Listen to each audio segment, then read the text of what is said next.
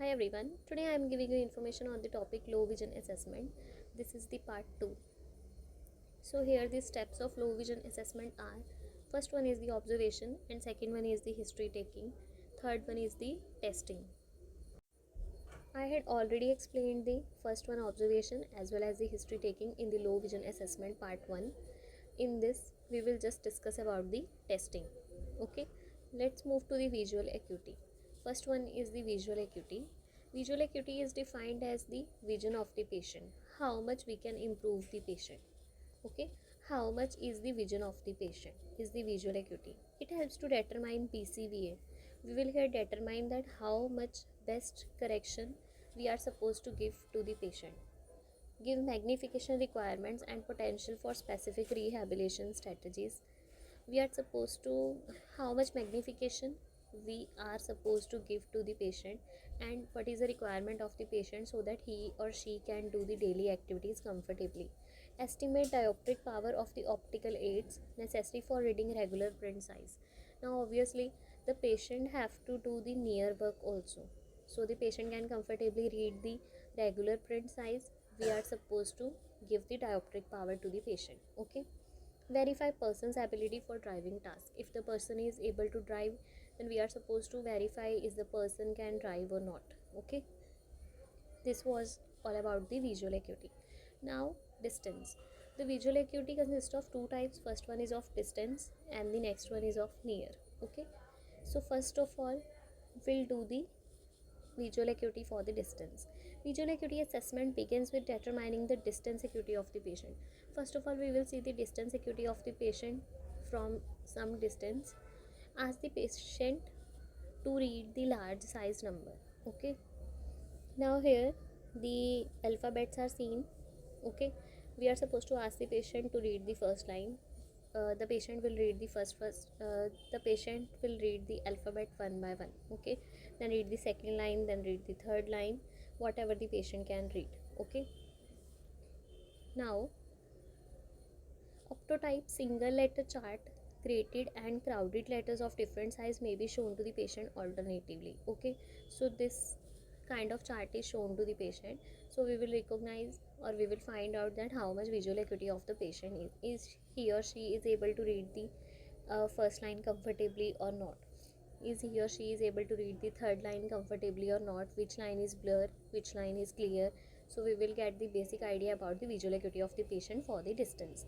Traditionally low vision charts were handheld or movable. Okay, for the past times the low vision charts which were used were handheld or the movable charts rather than they were fixed or projected. Okay, next one, logmar chart. Okay, the logmar chart is used nowadays, 5 letters per line with a constant size progression with bigger to smaller than previous. Now here is the example of the logmar chart. Okay, if you can notice that in each line 5 letters are written. Okay, here is the maximum size, and as you go down this is the smallest size. Okay, from the bigger letters to the smaller letters, the logmar chart is decided. Equal logarithm interval between these lines, proper line spacing between letters and lines, inter letters and inter lines. Okay, so equal distance is there in between these two lines. There is a proper distance or measurable distance, and in between these two letters equal distance is there. Okay, so in this way the logmar chart is designed so that it can test the visual acuity of the patient properly. Geometric progression of a letter size and allows testing distance to be variable. Okay, next one, pinhole assessment. Pinhole assessment is again very important. Pinhole, this is the pinhole. Okay, so here if you can notice that there is a hole. Okay, in case of pinhole acuity of the patient, we are supposed to ask the patient that take it close to the eye and then look from this hole. Okay, if you can notice that this will cuts out the peripheral area, it will cuts out the side vision, and then it gives the maximum vision, that how we can improve maximum to the patient. Visual acuity test is used to assess the presence or absence of refractive error. Refractive error means we can correct the patient by the lenses or not. Okay, This gives the surety. Improvement in the vision through this indicates that the patient may improve from refractive correction. If there is an improvement in the vision, for example, first of all the person can read only 2 lines, but after doing pinhole assessment the patient is able to read the 4 lines. It means we can correct the patient by 4 lines, okay, by giving the refractive correction, by giving the plus power lenses, minus power lenses, lenticular lenses, or any kind of lenses. We are supposed to correct it by 4 lines, okay. That will be our best corrective visual acuity. Let's move to the next, near acuity. Now we had corrected the patient for the distance. Now it's a turn for the near acuity. In this step, the patient identifies or reads certain typeset of small letter size from the nearer distance. Okay, the distance. First of all, we will ask the patient that at how much distance he or she is habitual of reading. Okay, this one is the chart, so the patient can hold it and keep it at a distance at which he or she is habitual of reading it. Normally the distance is 40 centimeter. Okay, patient should read more congestion and the complex typeset prints from a measured distance, and distance is accurately recorded as well as the line is accurately recorded. Okay, for example, this is measured in m. If the patient can read the first line, then we will write as 10 m. If the patient can read the fourth line, then we will write it as a 7 m. Okay, we have to give the best correction for which near also, as well as for the distance. Okay, let's move to the next one, refraction. Objective and subjective refraction should be done. Both kind of refraction should be done, objective as well as subjective.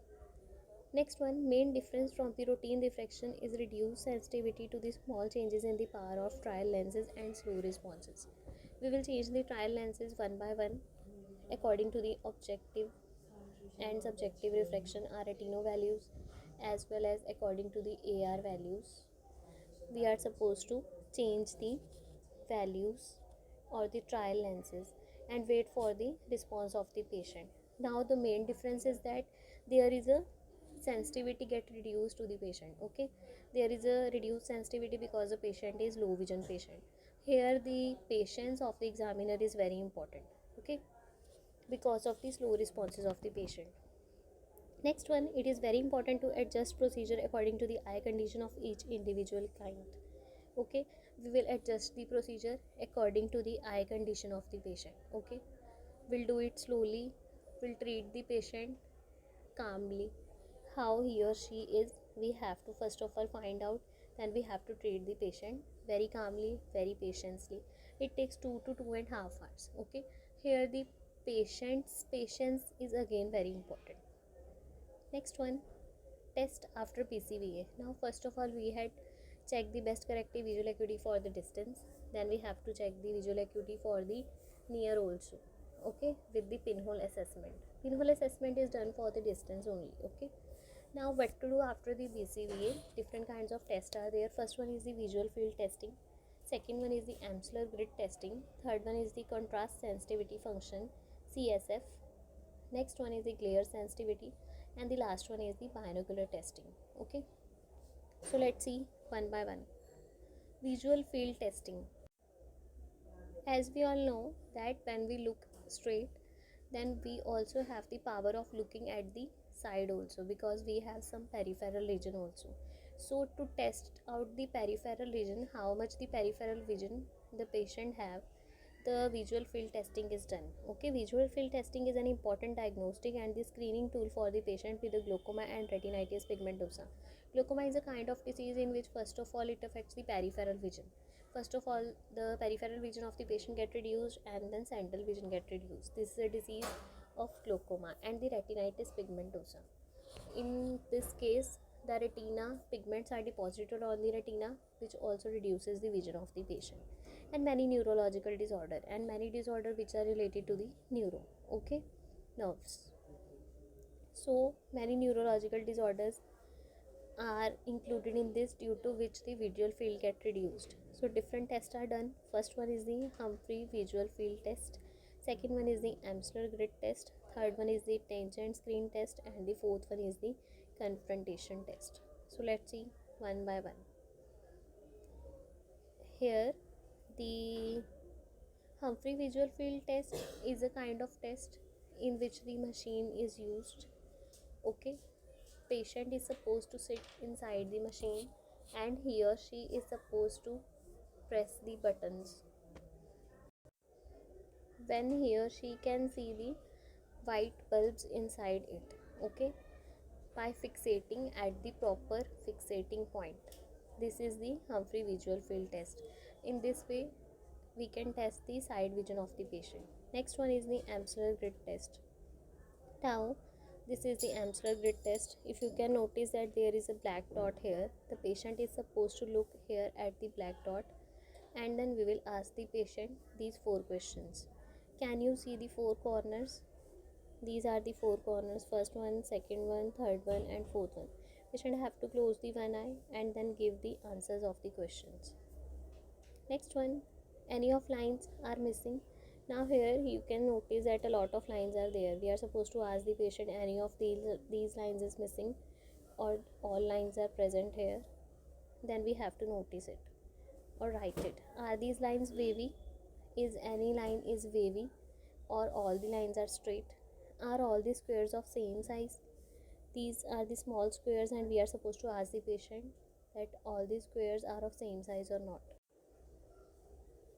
Next one is low contrast visual acuity.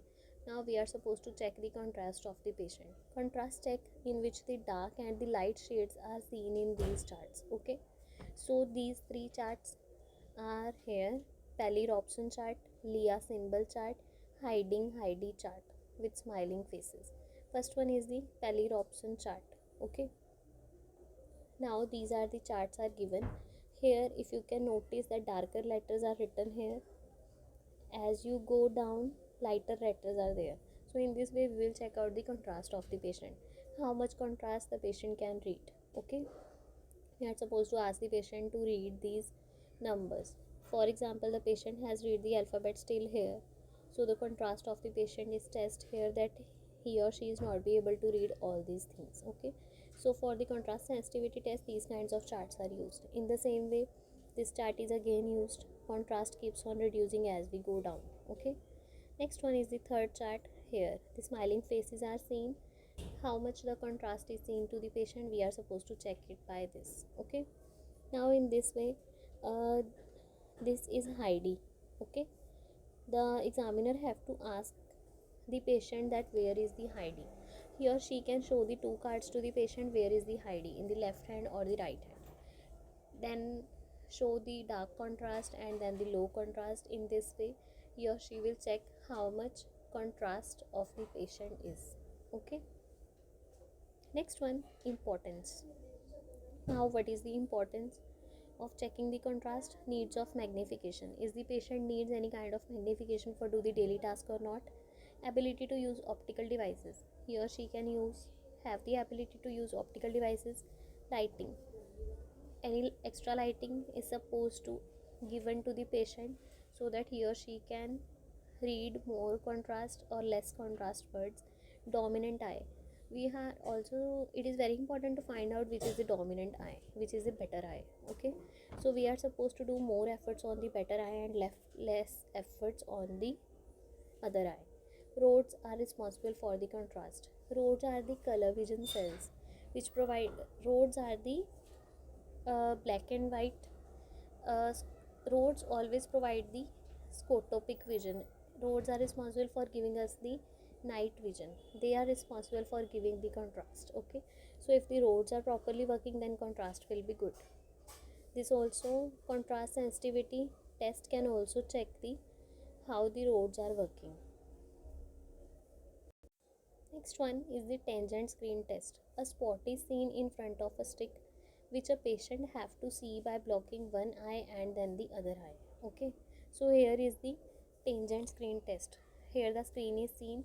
Okay, the patient have blocked the one eye and the examiner have to introduce the stick from a distance, and then the patient is supposed to ask whether he or she can see the stick or not. Okay, here the different degree of fixation is there. Patient have to fixate here to check the peripheral field.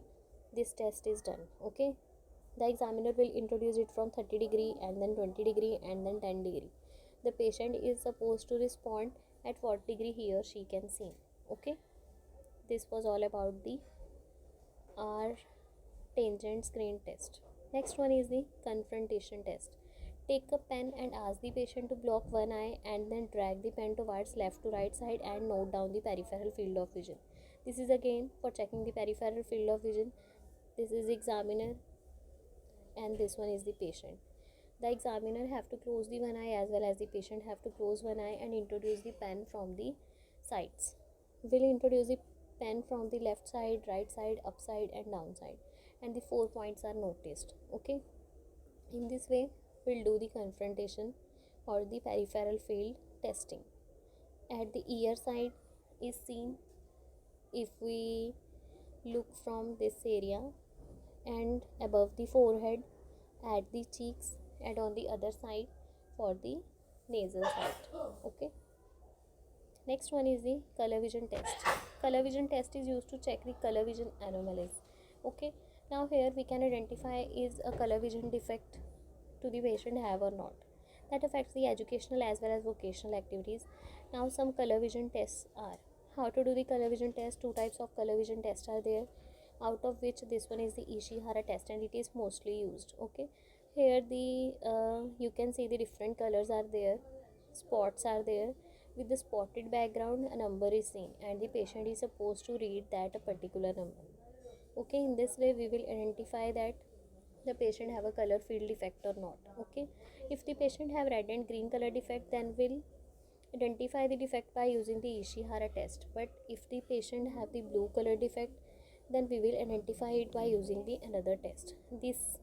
Test this test is known as D15 panel test. Okay, in this test different shades of the different colors are given here and the patient is supposed to arrange these colors in a proper sequence. Behind these colors the numbers are written 1, 2, 3, 4, from lighter to darker and darker to lighter, and the patient is supposed to arrange all these colors so that we will identify if the patient is color blind or not and how much severity is there. Next one is the glare sensitivity. Now glare is a reduction of visual function caused by the scattering of incoming light. Okay, clear ocular media is required for clear image on the retina. If the clear image we want to be made on the retina, then clear ocular media should be there. Opacity occurs on the cornea as well as lens. Okay, glare is a result of excessive brightness in the visual field. If there is excessive brightness, then the patient is not be able to see properly. So here is the glare sensitivity. Glare cause discomfort in the eyes. So to reduce glare, we will use the different things. We will use the black and white glasses. Next one, binocular testing. An oculomotor system should be evaluated for the presence of nystagmus, oculomotility dysfunction, strabismus and diplopia. Okay, so binocular testing, in case of binocular testing, we are supposed to find out are the both eyes, how the both eyes are working, are they working together in a proper way or not. Okay, so sometimes binocular testing is very important because sometimes the patient feels that double vision is seen. Double vision is the diplopia. The word used for the double vision is the diplopia. The word used for the strabismus is the squint. Now if you can notice that this is the right eye and this is the left eye. If you can notice the left eye that it is going the outwards. Okay, its proper alignment is not there. So we will say that there is a squint in the left eye. Okay, this is the strabismus. In case of nystagmus, the eyes of a patient or the eyeball of a patient, cornea of a patient get continuously moving in the different direction throughout the life. Okay, diplopia is the double vision. Okay, now here if you can see that this A is read by the healthy person, it is sharper, brighter A. But if you can see that this both A's are written by the diplopia patient, because the patient feels that the single thing is seen to be double to the patient. That is a means of diplopia, means double vision. A shadow of that same thing is seen to the patient. This was the end. Thanks for your patience listening.